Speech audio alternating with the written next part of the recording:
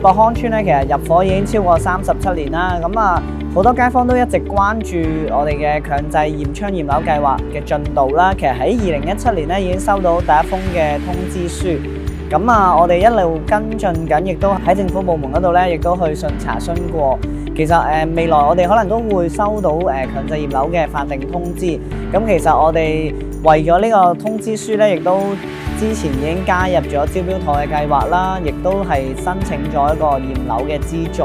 咁其實你會見到過往講緊外牆石屎剝落同埋冷氣機滴水已經好多年前啦。其實喺我了解睇返以前嘅文件，2002年咧，其實屋邨嘅法團都有建議安裝，咁但係當時就成個計劃就唔知點解即係叫做胎死腹中啦。咁一路拖到而家2019年，咁未來我都希望繼續推動呢個計劃，令到我哋盡快可以安排外牆維修同安裝冷氣機去水管啦，早日解決呢個樓宇結構嘅問題。